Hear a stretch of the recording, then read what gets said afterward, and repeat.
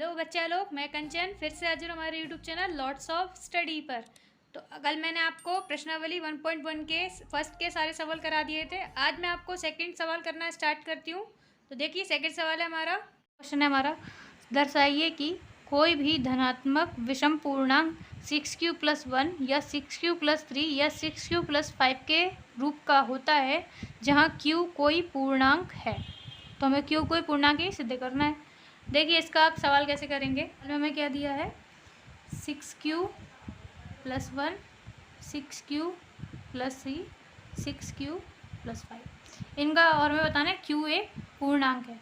तो इसमें देखिए, मैंने कहा कोई n मैंने मानी विषम पूर्णांक, n मैंने कोई विषम पूर्णांक संख्या मानी।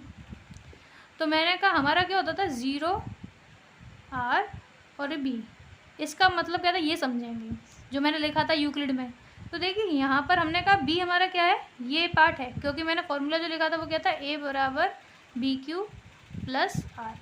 अब देखिए, b हमारा पार्ट ये होता है, तो हमारा पार्ट ये है। तो मैंने कहा हमारा मान 0 से लेके कहाँ तक जाएगा, 0 से लेके 6 तक जाएगा, यानी कि इसमें 1 2 3 4 और 0 भी ऐड हो जाएगा, क्योंकि बराबर है 5। यहाँ तक के शेषफल आ सकते हैं, इन 0 से लेके 6 तक के बीच के जितने भी वो शेषफल हमारे आ सकते हैं इस सवाल में। हमारा शेषफल इस तरह है। अब मैं ऐसे लिखना चाहूँ तो मैंने कहा 6q +1 6q+2 6q+3, क्योंकि शेषफल में सबके क्या बच रहा है, 1 2 3 4 मैंने यहाँ रख दिया। अब इस तरह से डिजिट होंगे तो ठीक है। क्या होगा कि एक पूर्णांक निकल आएंगे, जहाँ पर n हमारा क्या हो जाएगा, विषम पूर्णांक हो जाएगा।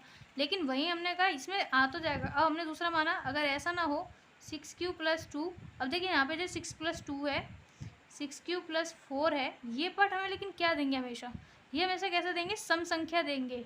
क्यों सम संख्या देंगे, क्योंकि सम संख्या इसलिए देंगे क्योंकि इनकी देखिए यहाँ पर क्या है, 2 और 4 कैसे होते हैं, सम संख्या होती हैं। तो हमने कहा सम संख्या होती हैं। हमारा क्या दिया था, 6q+1 6q+3 और 6q+5। ये हमें कैसी देंगी, विषम संख्याएं देंगी। क्यों, क्योंकि इनके आप शेषफल में देखिए, शेषफल में क्या है, 1 3 5, जो कि खुद ब खुद कैसी होती हैं, विषम संख्याएं होती हैं। तो जाहिर सी बात है इसमें हमारा कि जो हमारी धनात्मक जो संख्याएं हैं विषम, ये हमारी विषम देंगी। तो विषम देने का मतलब, और ये हमारी जो 1 2 1 3 5, और उसमें पूछा था क्यू हमारा कैसा होना चाहिए, तो क्यू हमारा होना चाहिए कोई पूर्णांक। अब क्यू हम यहाँ पे कोई भी नंबर रख दें, XYZ कोई भी नंबर रखें, यहाँ हमारी जो नंबर आएगा वो विषम भी आएगा और क्यू हमारा पूर्णांक भी होगा। हम कोई सा भी नंबर डिजिट कर इसमें अप्लाई करें, तो यही हमारा आंसर आ जाता है। अब मैं आपको थर्ड क्वेश्चन कराती हूँ। तीसरा क्वेश्चन है, किसी परेड में 616 सदस्यों वाली एक सेना आर्मी की टुकड़ी को 32 सदस्यों वाले एक आर्मी बेंच के पीछे मार्च करना है। दोनों समूहों को समान संख्या वाले स्तंभों में मार्च करना है। उन स्तंभों की अधिकतम संख्या क्या है जिसमें वे मार्च कर सकते हैं। यानी कि वही बात है कि आपने कभी सवाल किए हो तो उसमें एक कतार में यदि पेड़ लगा दिए गए तो वो बोलते हैं 4 कतारों में और लगा दिए जाएंगे, तो बताइए कितने हो जाएंगे। इस तरह इसमें पूछा गया है। तो इसमें सदस्य बताए गए हैं और टुकड़ी कितने में उनको तोड़ना है वो बताया गया है। और हमसे पूछा है कि वो कितनी टुकड़ी चलेंगी जिसमें वो मार्च कर सकते हैं। तो सदस्य कितने हैं, टोटल 616, और टुकड़ी कितने में बनानी है हमको, 32 में। जाहिर सी बात है हमको 32 में बनानी है, और टुकड़ी ऐसे बनानी है कि एक भी आदमी नहीं बचना चाहिए। तो देखिए, यूक्लिड विभाजन ही हमारे इसका काम आएगा। a बराबर bq+r, इसी का यूज़ कर लेते हैं हम। a बराबर bq+r। तो यहाँ मैंने देखा छोटी संख्या का बड़ी संख्या भाग देना है, तो यहाँ a की जगह हमने लिख ला 616। अब मुझे किस में भाग लगाना है, 32 का भाग लगाना है 616 में। तो 32 का भाग लगाया मैंने 616 में। देखिए कितनी बार जाएगा, तो इसमें देख लेते हैं। तो जाएगा हमारा एक बार, 2 बार तो ज़्यादा हो जाएगा, एक बार जाएगा, कितना आ जाएगा 11 2 9, यहाँ आ जाएगा 5 2, और यहाँ 6 आ जाएगा। फिर देख लेते किससे जाएगा, 9 बार। तो कितना हो जाएगा, 9 दूनी 18, एक हासिल, 9 तिया 27 और एक 28, कितना बच जाएगा, 16 में से 8, यहाँ एक 18 आ जाएगा। तो यहाँ मैंने लिखा 616, कितनी बार, कितने से दिया हमने, 32 से कितनी बार गया, 19 बार। और शेषफल हमारा क्या आ गया, यहाँ 0 आ जाएगा, शेषफल आ जाएगा हमारा 8। अब हमने यहाँ क्या किया, हमारा स्टेप 0 शेषफल तो आया नहीं, तो हमने क्या किया, इस 8 का भाग अब 32 में लगा देते हैं। कितनी बार चला जाएगा, 4 बार। आ गया हमारा 0 से शेषफल। अब यहाँ लिख देते हैं किसका भाग, क्या भाग था हमारा 32। 32 में भाग लगाया था हमने किसका, 8 का। भागफल आया 4 और शेषफल आ गया 0। 0 शेषफल आ गया तो हमें टुकड़ी, हमारा SCF आ गया एक तरह से। SCF का मतलब ही होता है कि हम उनको कितनी टुकड़ियों में तोड़ रहे हैं। तो हमारा आ जाएगा 616 और 32 का SCF कितना आ गया हमारा, लास्ट वाला डिजिट क्या था, 8 है। तो हम इसको लिखेंगे, हम कितनी टुकड़ियों में, स्तंभों की संख्या हम कितनी लिख देंगे,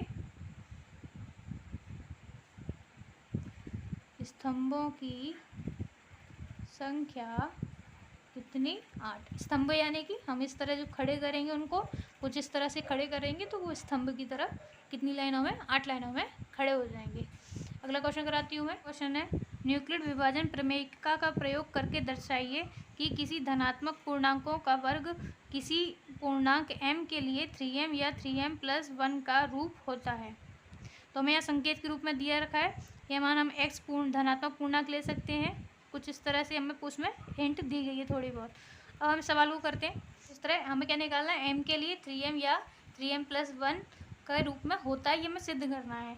तो उसमें हिंट क्या दे रखी थी, उन्होंने बोला माना हमने x कोई धनात्मक पूर्णांक है, कोई धनात्मक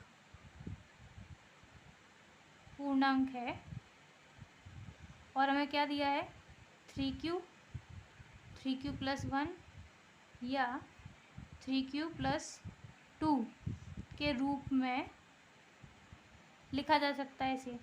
और उसने क्या बोला, अब हम देख लेते हैं। अब हम क्या करें इसमें, तो हमने कहा q कोई पूर्णांक है, q कोई धनात्मक पूर्णांक मान लेते हैं हम, q धनात्मक पूर्णांक है। तो देखिए यहाँ पे हमने कहा q कोई धनात्मक पूर्णांक है हमने यहाँ पर, और हमें क्या निकालना है इसमें, m और m+1। किस तरह निकालें, तो हमने कहा यहाँ हमने किया 3q, तो 3q का स्क्वायर किया हमने। 3q का स्क्वायर बराबर कितना हो गया, 9q का स्क्वायर।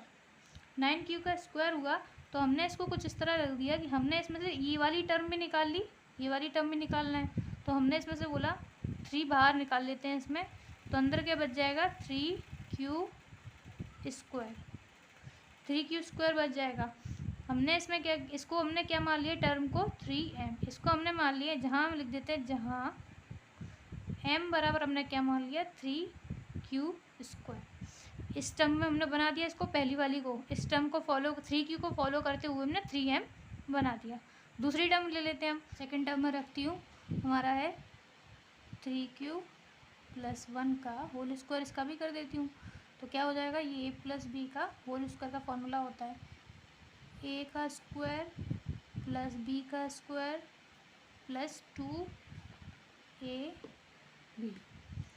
तो कितना हो जाएगा ये, 9q स्क्वायर प्लस 1, ये हो जाएगा 6q। अब मैंने q वाली टर्म एक साथ रख लेती हूँ, तो 9q का स्क्वायर, यहाँ से इसको उठाया 6q प्लस 1, इसमें से कॉमन क्या आ जाएगा, 3q। जैसे कि गुणनखंड में आप कॉमन लेते थे उसी तरह इसमें कॉमन लेंगे आप, तो ये आ जाएगा हमारा 3q, और यहाँ से कॉमन लिया तो आया 2 प्लस 1। अब यहाँ मैंने क्या किया, इस टर्म को m मान लिया, तो मैंने लिखा जहाँ m बराबर q 3q+2 हो, तो क्या हो जाएगा फिर 3, इस टर्म को m मान लिया तो m+, तो हमारा देखिए वहाँ से हमारा क्या क्या आ गया, एक तो 3m आ गया और 3m+1 आ गया।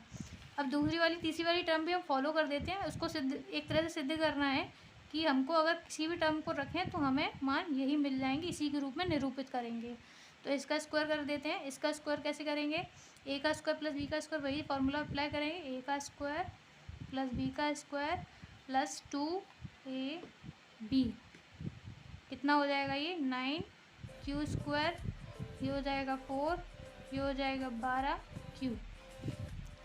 इसको हम यहाँ लाएंगे, q साथ में रख लेते हैं, यहाँ लाएंगे प्लस 12q प्लस 4। अब देखिए इस तरह कॉमन नहीं लेते, हमने कहा एक समीकरण बन जाएगा इसका, तो हमने कहा 9q स्क्वायर प्लस 12q, यहाँ से हमने कहा प्लस 3 निकाल लेते हैं और 1 रखे रहने देते हैं, अब देखिए करते हैं, तो कॉमन ले लिया, क्या बचेगा इसमें से 3 ले लिया तो 3 और क्यू स्क्वायर प्लस यहाँ से 3 लिया तो 4q, यहाँ से लिया 1 और प्लस 1। अब देखिए अंदर वाले का हम विखंडन कर लेते हैं, इनका हम विखंडन गुणनखंड कर लेते हैं। गुणनखंड के लिए 3 एकम 3 ये होता है, और 3 को ऐसी 2 संख्या में तोड़ो तो 3q स्क्वायर, 3 एकम 3 और इनको 2 जोड़ोगे तो 4 मिल जाते हैं, तो 3q प्लस q प्लस 1, तो यहाँ आ जाएगा 3।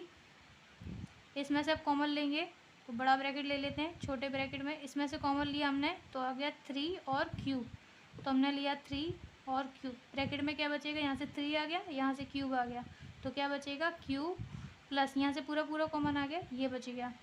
यहाँ से क्या कॉमन ले सकते हैं, तो इन दोनों में से कुछ भी कॉमन नहीं मिलता, तो मैंने कहा 1, ब्रैकेट जो जैसा जहाँ बनता है वही सेम यहाँ पे बनता है, प्लस 1। तो इसमें से क्या क्या ब्रैकेट आ गए हमारे, 3, एक ब्रैकेट आ गया 3q प्लस 1 और एक ब्रैकेट आ गया q प्लस 1। अब हमारा ये पार्ट आ गया, इस पार्ट को हम क्या मान लेते हैं, m मान लेते हैं, तभी तो हमारा निकलेगा। तो इस पार्ट को फिर से मैंने m माना, तो m माना तो मैंने लिखा जहाँ m बराबर 3q प्लस 1 q प्लस 1, तो फिर मैंने मान लिया, तो माना तो क्या हो जाएगा इसमें, ये हो जाएगा 3 और ये हो जाएगी पूरी टर्म m प्लस 1, तो आ गया। तो हमने सिद्ध किया कि हमारा किसी भी कंडीशन में आप रखिए, किसी भी कंडीशन में आप रखेंगे तो देखिए यहाँ से हमें क्या मिल जाएगा, 3m मिल जाएगा और हमें 3m प्लस 1 मिल जाएगा, और दूसरी टर्म भी हम अगर 3q प्लस 2 रखते हैं तो भी हमको 3m प्लस 1 ही मिलेगा। ये हमने सिद्ध किया, तो हमारा इसमें सिद्ध हो जाता है। आज मैंने आपकी 1.1 प्रश्नावली के सारे सवाल करा दिए। अगर आपको अच्छा लगा हो तो आप मेरे चैनल को सब्सक्राइब करें, वीडियो को लाइक करें, ज़्यादा से ज़्यादा शेयर करें अपने दोस्तों के साथ, जिससे वह भी 10th क्लास की जो परीक्षा के लिए तैयारी अच्छे से कर सकें। बाकी आज के लिए धन्यवाद।